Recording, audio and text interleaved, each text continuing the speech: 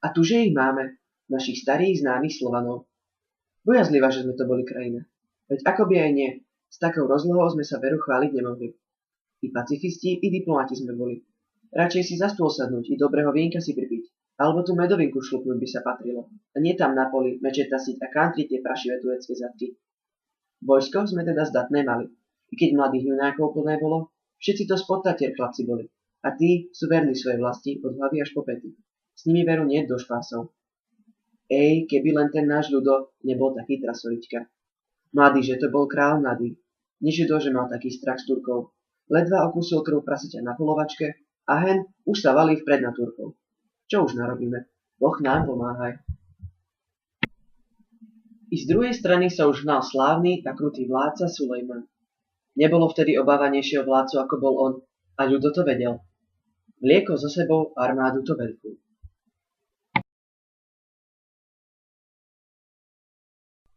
A tak sa tam stretli, na tom šírom poli. Nebolo nášmu kráľovi veru do reči.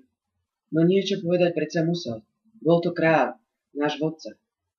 Tak si tam po sebe pohulákali, niečo si pošomrali popod nos, i si zamávali, zagestikulovali, popriali jeden druhému všetko najhoršie a prosili bohov i hádzali na seba zastrašujúce pohľady. Isto si nerozumeli, veď kto by sa už len chcel učiť tú barbarskú reč. Ľuda už čakalo jeho vojsko. Ich morálku prišiel pozdvihnúť arcibiskup, ktorého požiadal sám samotný kráľ o požehnanie a odpustenie. A arcibiskup tak aj spravil.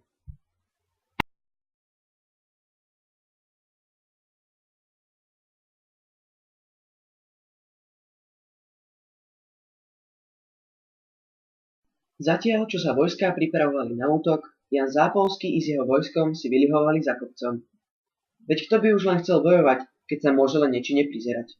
Iste, boli to spojenci, ale Ján v tom víťazstvo nevidel. A tak sa radšej stiahol. Až príliš sa bál o svoju kožu.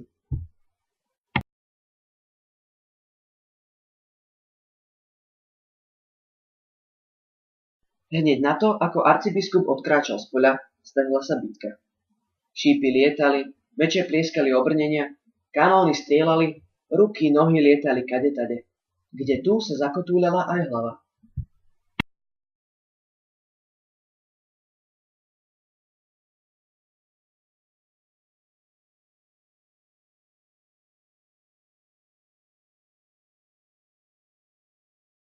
Každý bojoval do posledných síl. Nikto sa nevzdával, nikto neutekal. Dokonca aj samotný kráľ tasil meč proti Sulejmanovi. Kapitán Tomori mal na starosti dvoch odvážnych Turkov. Jeden bol pre ňoho hračka, skolil ho jednou ranou. No ten druhý, ten už sa tak ľahko nenechal skoliť. Bojovali do posledných síl, až nakoniec obaja hrdinsky padli.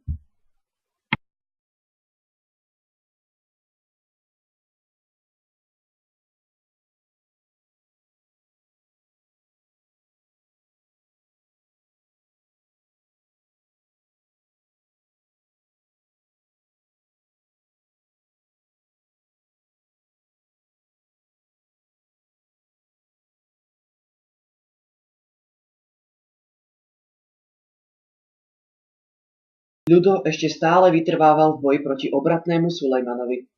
No Sulejman bol rýchlejší. Jeho zásahy boli fatálne. Jeden zásah do ľudovej nohy a bol bezmocný. Sulejman ho bez milosti prebodol. Na to hneď ľudo skonal. A tak Turci opäť zvíťazili a vyplienili slovanské územie. Pobrali ľud, ženy, deti, mužov pozabíjali a odsválili si na svojich mŕtvinách späť, odkiaľ aj došli.